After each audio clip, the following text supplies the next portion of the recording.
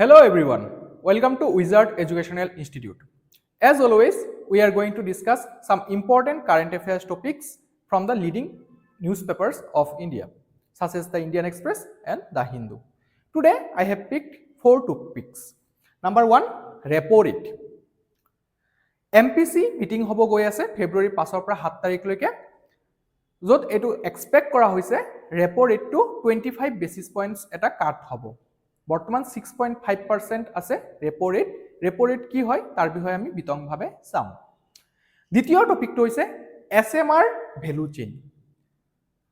এছএমআৰ meaning small modular reactor, nuclear সেক্টৰৰ লগত জড়িত হয়। আমাৰ ভাৰতবৰ্ষই বিচাৰিছে যে এইটো সেক্টৰত আমি ডমিনেন্স কৰিব। চাইনাও এই সেক্টৰত কিন্তু এতিয়াও বাকি যেনেকুৱা ইভি সেক্টৰ আছে বা টেকনলজি সেক্টৰ আছে সেইবোৰত প্ৰভুত্ব দেখায় এনেকুৱা মাৰ্কেটটো এতিয়াও ক্যাপচাৰ কৰিব পৰা নাই। সো আমাৰ ভাৰতৰ কাৰণে এটা খুব সুন্দৰ অপৰচুনিটি এই ক্ষেত্ৰত। সো আমি কি কৰিব লাগিব, আমাৰ বাজেটত ফাইনান্স মিনিষ্টাৰে ইয়াৰ বিষয়ে উল্লেখো কৰিছে, আমি সেইবোৰো চাম। তৃতীয় টপিকটো হৈছে India EU FTA, that is free trade agreement. Donald ট্ৰাম্পৰ ইনগৰেশ্যনৰ পিছত আমি দেখা পাইছোঁ ট্ৰেড ৱাৰ আৰম্ভ হৈছে। আমেৰিকাই অলৰেডি মেক্সিকো, কানাডা আৰু চাইনাৰ ওপৰত হেভি টাৰিফ ইম্প'জ কৰিছে।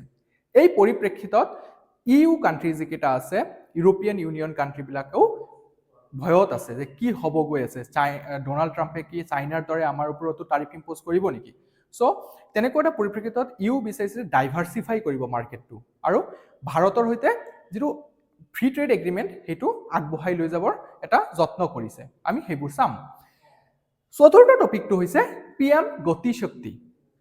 2021 চনত লঞ্চ কৰা হৈছিলে কিহৰ কাৰণে, যে ইনফ্ৰাষ্ট্ৰাকচাৰ প্ৰজেক্টবোৰৰ ডিটেইলছবিলাক গভৰ্ণমেণ্টৰ হাতত থাকিব। ৰিচেণ্টলি এইটো কোৱা হৈছে যে প্ৰাইভেট সেক্টৰক সেই ডাটা আৰু মেপবোৰ প্ৰভাইড কৰা হ'ব যাতে প্ৰাইভেট সেক্টৰে চিমলেছলি ইনফ্ৰাষ্ট্ৰাকচাৰ ডেভেলপ কৰিব পাৰে আমাৰ ভাৰতত।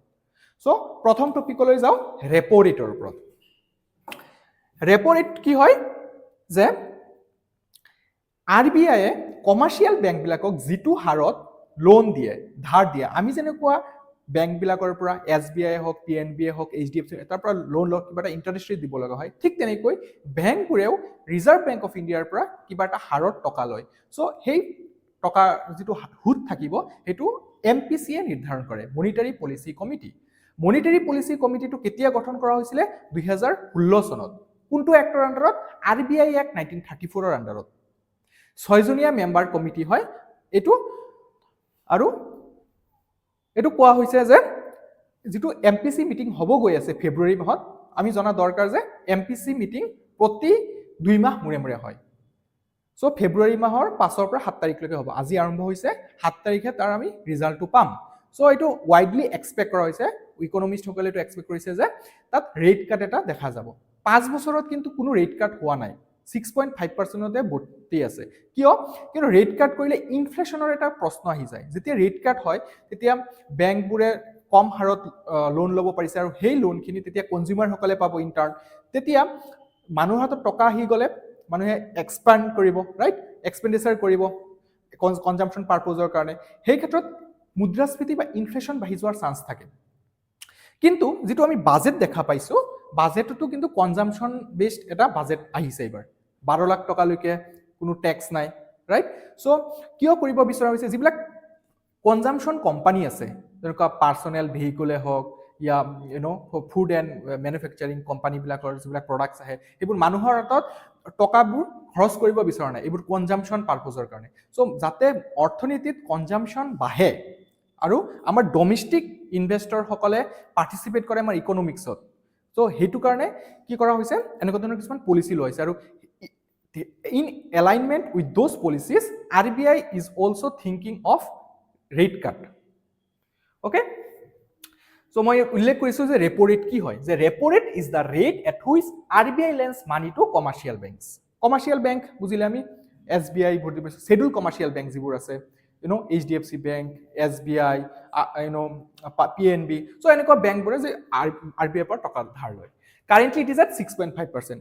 5 বছৰত ইনক্ৰিজ হৈছে একেবাৰে 2020 কৰোনা পিৰিয়ডৰ পৰা ইনক্ৰিজ কৰি গৈ আছে কিয় কিন্তু সেই সময়ত লিকুইডিটি ইনফিউজ কৰিছিলে মাৰ্কেটত কিয়নো তেতিয়া গভৰ্ণমেণ্টেও টকা লগাইছিলে মানুহৰ হাতত টকা নাছিলে সেই সময়ত সো মাৰ্কেটটো চলাই ল'বৰ কাৰণে আৰবিআই টকা ইনফিউজ কৰিছিলে মাৰ্কেটত লিকুইডিটি যিটো কওঁ আমি সো সেই লিকুইডিটিটো যাতে এক্সেস ইনফ্লেশ্যন ক্ৰিয়েট নকৰে তাৰ কাৰণে এই ৰেপো ৰেটটো বঢ়াই গৈ আছিলে আৰু যোৱা দুটা কোৱাৰ্টাৰত দেখিছো যে আমাৰ ইনফ্লেশ্যনটো অলপ ওচৰৰ পাজৰে আহিছে যিটো আৰবিআই টাৰ্গেট 4+-2 এটো এমপিসি কমিটিৰ এটা টাৰ্গেট হয় যে 4 যেটো আমাৰ সিপিআই ইনফ্লেশ্যন থাকে কনজিউমাৰ প্ৰাইস ইনডেক্স এটো 4 ভিতৰত ৰাখিব লাগে +-2 হ'ব পাৰে মানে 2 ৰ পৰা 6 ৰ ভিতৰত okay It is expected that RBI will reduce the repo rate by 25 basis points in the February Monetary Policy Committee. So MPC committee ki hoy? MPC committee would be entrusted the task of fixing the benchmark policy, that is repo rate, required to contain inflation within the specified target level. So MPC er kam inflation manage kora, logote growth ko manage kora. Inflation control কৰিলে নহব আমি যেটো আমাৰ GDP growth আছে তাৰ ওপৰতো নজৰ ৰাখিব লাগে সো এই দুটা পাৰপজৰ কাৰণে এমপিসি গঠন কৰা হৈছিল এমপিসি 2016 চনত গঠন কৰা হৈছিল 6 জন মেম্বাৰ থাকে 3 জন আৰবিআই ৰ পৰা থাকে আৰু 3 জন সেন্ট্ৰাল গভৰ্ণমেণ্টে এপইন্ট কৰে গভৰ্ণৰ অফ দা আৰবিআই তেখেত চেয়াৰপাৰসন হয় বৰ্তমান কোন হয় সঞ্জয় মলহোত্ৰা ৰিসেন্টলি এপইন্ট হৈছে ডিসেম্বৰ মাহত আগত শক্তিকান্ত দাস আছিল তাৰপিছত deputy governor of the RBI in charge of monetary policy তেখেত এক্স অফিচিয়েল মেম্বাৰ হয় আৰু তৃতীয়জন আৰবিআই ৰ পৰা মেম্বাৰজন থাকে ৰিজাৰ্ভ বেংক অফ ইণ্ডিয়াৰ এজন অফিচাৰ ৰাইট তো তিনিজন আৰবিআই হৈ গল আৰু বাকি তিনিজন সেন্ট্ৰাল গভৰ্ণমেণ্টে এপইন্ট কৰিব কোন কোন এই তিনিজন এটো 2024 তে এপইন্ট কৰিছে নতুনকে Ram Singh director Delhi school of economics Shri Swagata Bhattacharya economist member then doctor Nagesh Kumar director and chief executive institute for studies in industrial development বৰ্তমান এমপিসিত এই কেইজন মেম্বাৰ আছে ঠিক আছে কেইদিনমান আগতে আমি চাইছিলো যে আৰবিআই এ মাৰ্কেটত টকা ইনফিউজ কৰিছে টকা দিছে কিয়নো মানুহৰ হাতত টকা নাই এতিয়া সো কেনেকৈ অপাৰেশনৰ দ্বাৰা কৰে তিনটা অপাৰেশন মেইনলি কৰিছিলে open market operation forex swap কৰিছিলে ডলাৰ কিনিছিলে ৰূপী বিক্ৰী কৰিছিলে আৰু এটা আছিল যে ভেৰিয়েবল ৰেপো ৰেট 60000 rupeesৰ ওপেন মাৰ্কেট অপাৰেশন আছিল 50000 ৰ ৰেপো ৰেট আছিল ইন ক্ৰোৰ কৈ আছো আৰু ফৰেক্স সোয়াপ আছিল $5 billion সো এনেকুৱা কৰি প্লাই প্ৰায় $1.5 trillion মাৰ্কেটত ইনফিউজ কৰা হৈছিল আৰবিআই দ্বাৰা so apart from this the CPI data is positive for a rate cut যদি আমি সিপিআই ডাটাটো চাও হেতু কিন্তু ফেভাৰেবল হয় এটা ৰেট কাটৰ কাৰণে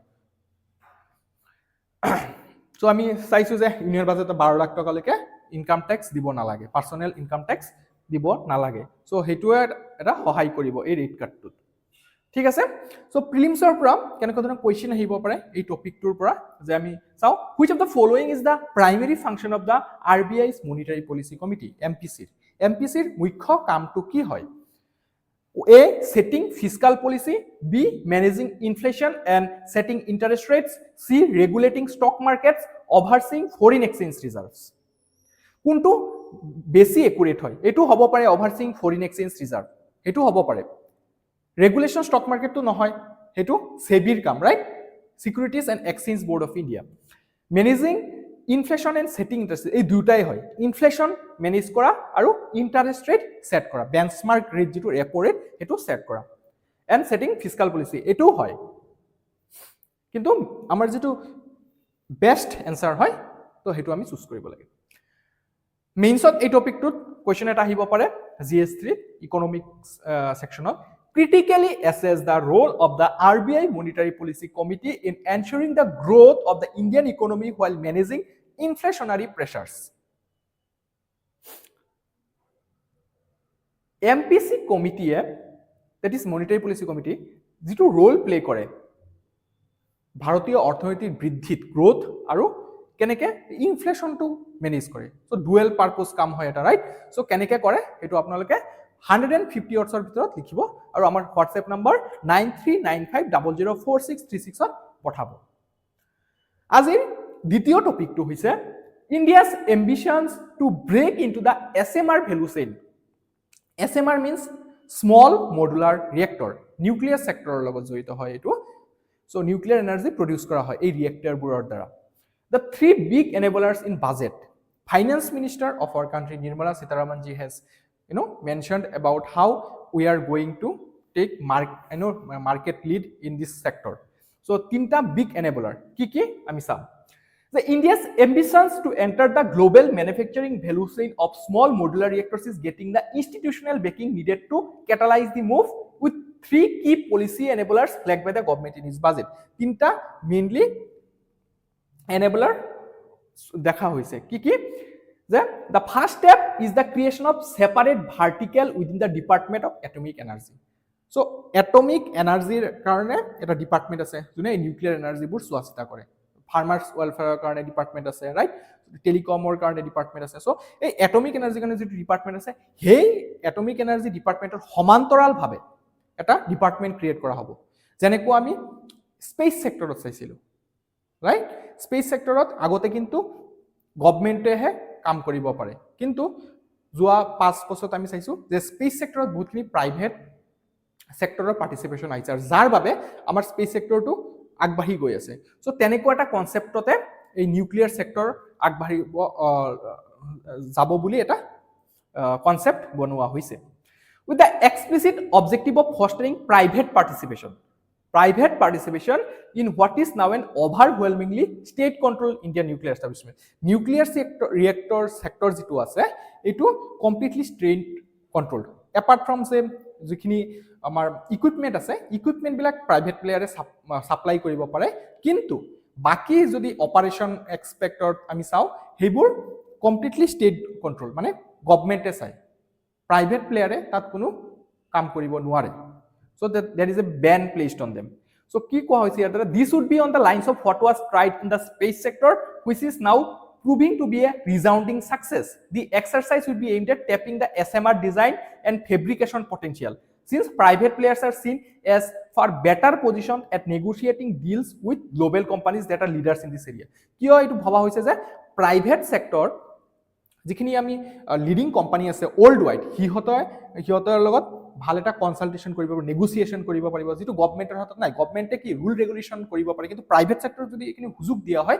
তেতিয়ালে বিজনেস আনিব পাৰিব ৰাইট মানে টেকনলজি ভাল টেকনলজি এডভান্সড ৰিয়েক্টৰস এটসেট্ৰা সো এবিলাক আহিব so the second is a proposed nuclear power plant operations and enabling them to enter the SMR sector as operators দ্বিতীয় যেটো enabler হেতু হৈছে যে নিউক্লিয়াৰ পাৱাৰ প্লান্ট অপাৰেশন খিনি প্ৰাইভেট সেক্টৰক দিয়া হ'ব কেনেকৈ এটো কৰা হ'ব এটোৰ কাৰণে এটা এমেন্ডমেন্ট আনিব লাগিব এটমিক এনাৰ্জি এক্ট 1962 যেটোৰ আন্ডাৰত এখিনিয়ে কাম কৰে বৰ্তমান আমি যদি চাও ষ্টেট কন্ট্ৰোল এটা PSU আছে নামটো হৈছে NPCIL that is National Power Corporation of India Limited NPCIL এ বেলেগ কিছুমান PSU ৰ লগত ভেঞ্চাৰ কৰে যেনেকুৱা NTPC লিমিটেড নালকো হিহতেই কিন্তু নিউক্লিয়াৰ সেক্টৰ চাই থাকে বাকি কোনো প্ৰাইভেট প্লেয়াৰে তাত কাম কৰিব নোৱাৰে তৃতীয় যেটো এনেবলাৰ হেতু হৈছে Civil Liability for Nuclear Damage Act 2010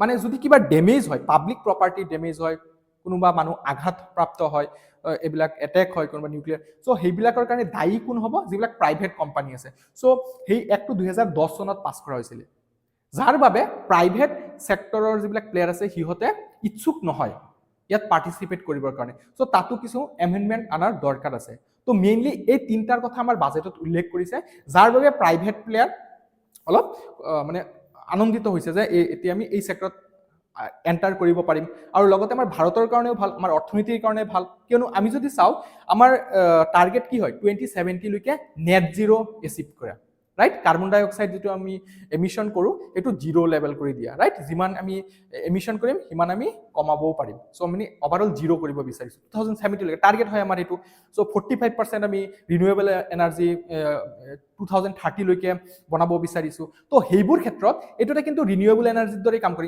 in fact it is better than renewable energy wind energy solar energy তাতকেও বেটাৰ কাৰণ কি জানেনে যে উইন্ড এনাৰ্জি আৰু যিবিলাক সোলাৰ এনাৰ্জি সেইখিনি কিছন সূৰ্যৰ ওপৰত নিৰ্ভৰ কৰে সূৰ্যৰ তাপ নহলে তো সোলাৰ এনাৰ্জি আমি লব নোৱাৰি উইন্টাৰত আমি কেনেকৈ পাম ঠিক তেনেকৈ উইন্ড বতাহ নবলিলে আমি তো নাপাও তো কিন্তু নিউক্লিয়াৰ এনাৰ্জি তো তেনেকুৱা নহয় অল ওয়েদাৰ কনসেপ্ট, এইটো আমি যিকোনো সময়ত পাই থাকিব পাৰিম। সো দ্যাটস, আৰু এইটো ক্লিনাৰো হয়, অলমোষ্ট 99.99% ক্লিনাৰ। বাকি আমি যদি চাওঁ সোলাৰ সেক্টৰত, হয় সোলাৰ সেক্টৰটো ৰিনিউৱেবল হয় আৰু এইটো এনভাইৰনমেন্টালি ফ্ৰেণ্ডলি, তথাপি কিন্তু সিস্টেমৰ দ্বাৰা আমি বনাওঁ যিবিলাক ইকুইপমেন্ট আছে সেইবিলাক বনাওঁতে কোল কিন্তু ইউজ কৰা হয়, কোল ফায়াৰ প্লান্টৰ দ্বাৰা সোলাৰ PV মডিউলছ বিলাক বনোৱা হয়। সো সেইবোৰত কিন্তু কাৰ্বন ডাই অক্সাইড এমিশন হয়। So it is not completely environment friendly.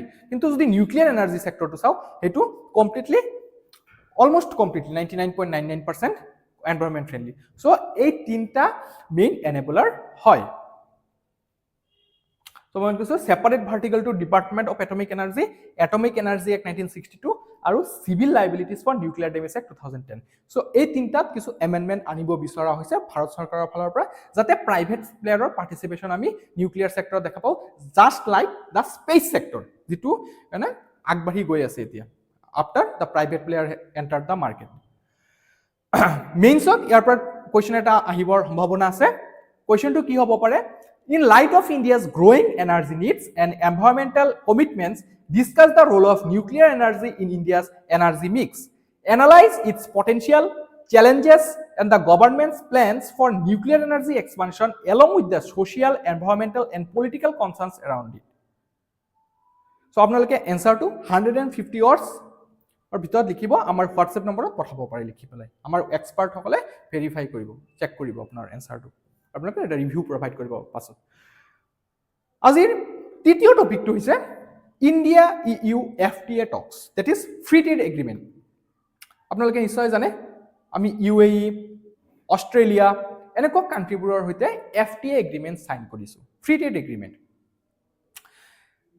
কিয়নো আমি যে বাইলেটাৰেল ট্ৰেডবোৰ চাওঁ, সেইটোত কি হয় টাৰিফ ইম্পোজ কৰা হয়, টাৰিফ এটা ইম্পোজ কৰা, কিন্তু যদি ফ্ৰী ট্ৰেড এগ্ৰিমেণ্ট হয় তেতিয়া যেটো হাৰত টাৰিফ ইম্পোজ কৰা হয় সেইটো কম হয় কিছু, আৰু দুয়ো পক্ষৰ কাৰণে মিউচুৱেলি বেনিফিচিয়েল।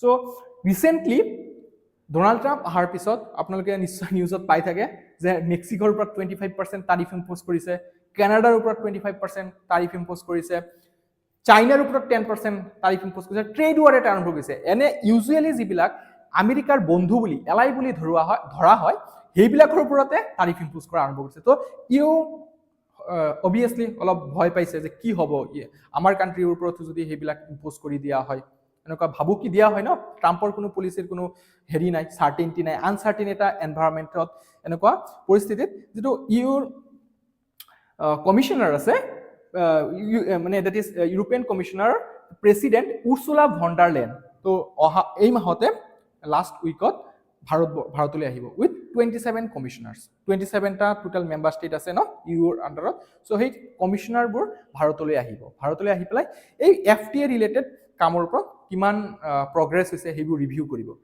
এই FTA টো যে ইণ্ডিয়া ইউৰ FTA টো এইটো যোৱা 10-15 বছৰ ধৰি চলিছে, কিন্তু তাত কোনো ইমান সিগনিফিকেন্ট প্ৰগ্ৰেছ দেখা পোৱা নাই, কিয়নো কিছুমান প্ৰব্লেম আছে। যেনেকুৱা এটা প্ৰব্লেম হৈছে rules of origin, rules of origin is a problem.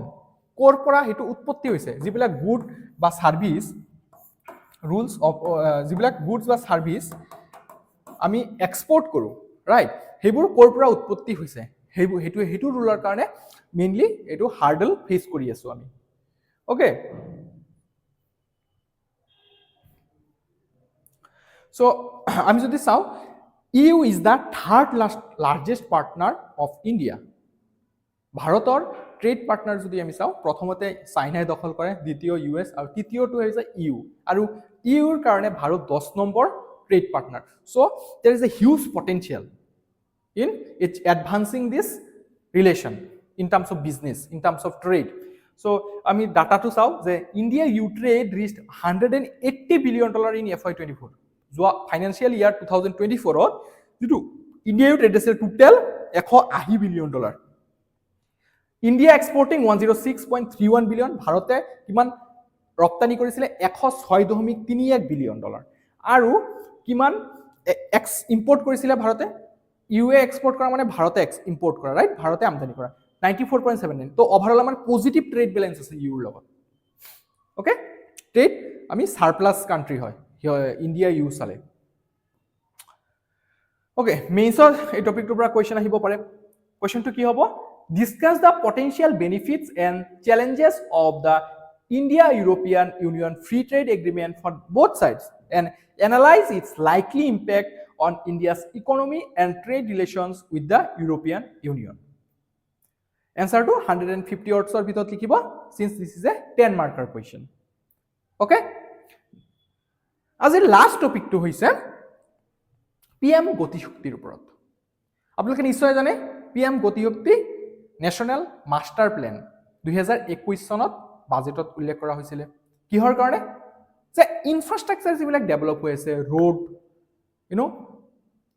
Bridge এটসেট্ৰা ধৰণৰ যিবিলাক ইনফ্ৰাষ্ট্ৰাকচাৰ ডেভেলপ হৈ আছে সেইবোৰৰ একুৰেট মেপিং কৰাৰ কাৰণে একুৰেট ডাটাটো গভৰ্ণমেণ্টৰ হাতত থকাৰ কাৰণে সো ৰিসেন্টলি বাজেটত ফাইনান্স মিনিষ্টাৰে কৈছে যে এই যেটো ডাটা আছে হেতু প্ৰাইভেট সেক্টৰৰ সৈতে শেয়াৰ কৰা হ'ব যাতে ইজ অফ ডুইং বিজনেস হয় আমি ইনভেষ্টমেন্ট আনিব বিচাৰিছো প্ৰাইভেট সেক্টৰৰ হাতত টকা আছে গভৰ্ণমেণ্টৰ হাতত টকা আছে গভৰ্ণমেণ্টে এইবাৰো 11 point something trillion dollar something invest কৰিব ক্যাপিটাল এক্সপেন্ডিচাৰ কিন্তু বেছিভাগ টকা কাৰ হাতত আছে প্ৰাইভেট সকলৰ হাতত আছে আৰু প্ৰাইভেটত এক্সপাৰ্টিজ আছে সো পিপিপি মডেল আমি বহুতখিনি সফলতা দেখিছো public private partnership model so হেই মডেলটোক যদি আমি আৰু এডভান্স স্তৰলৈ লৈ যাব বিচাৰো তেতিয়া হলে হিয়তক আমি যিখিনি গভৰ্ণমেণ্টৰ তথ্য আছে সেইবিলাক তথ্য প্ৰভাইড কৰিলে ভাল হ'ব কিন্তু তাৰ কাৰণে চ্যালেঞ্জও আছে যে এইবিলাক ডাটা কেনেকুৱা ভাবে শেয়াৰ কৰা হ'ব গোটেইখিনি ডাটা শেয়াৰ কৰা হ'ব তো নে যিখিনি ডাটা কোম্পানীবোৰে বিচাৰিছে সেইখিনি ডাটাহে শেয়াৰ কৰা হ'ব আৰু এইবিলাক সিকিউৰিটি কনসাৰ্ণো হ'ব পাৰে কিয়নো এইবিলাক গভৰ্ণমেণ্ট শেয়াৰৰ হয় পাব্লিক প্ৰপাৰ্টি হয় সো ইটস অ্যানাদাৰ চ্যালেঞ্জ কিন্তু কোৱা হৈছে যে এনেকুৱা পলিসি বনোৱা হ'ব য'ত খালি যিখিনি স্পেসিফিক ডাটা কোম্পানীয়ে বিচাৰিছে সেইখিনিয়ে প্ৰভাইড কৰোৱা হ'ব ঠিক আছে so this is the news DPIIT secretary DPIIT আপোনালোকে জানে যে ইন্ডাষ্ট্ৰীৰ লগত জড়িত department for promotion of industry and internal trade সেক্ৰেটাৰীজনে কৈছে যে let us wait for the detail guidelines to come out very shortly or quickly I am hopeful as this is a budget announcement বাজেটত যেটো উল্লেখ কৰা হৈছে so এটো guideline বনোৱা হৈছে যে কেনেকুৱা ধৰণৰ ডাটাবোৰ শেয়াৰ কৰাব আৰু কি ধৰণে প্ৰসেসটো কি হ'ব হেবোৰৰ গাইডলাইন বনাব alright The PM Gati Shakti National Master Plan initiative was launched in October 2021 for integrated planned development of critical infrastructure projects to reduce logistics cost. So main uddeshyo ki asile je logistic cost komua. Integrated and planned development of critical infrastructure. Then for furthering PPPs, that is public private partnership, and assisting the private sector in project planning, access to relevant data and maps from the PM Gati Shakti portal will be provided. এটো আমাৰ finance minister Nirmala সীতাৰমণজীয়ে বাজেটত কৈছিলে যে যিখিনি data লাগে private সেক্টৰত সেইখিনি provide কৰা হ'ব সো এইখিনি আজি আমি টপিক ডিসকাস কৰিলো আপোনালোকে যদি ভিডিওটো ভাল পাইছে অনুগ্ৰহ কৰি লাইক কৰিব আৰু চেনেলটো সাবস্ক্ৰাইব কৰিব থ্যাংক ইউ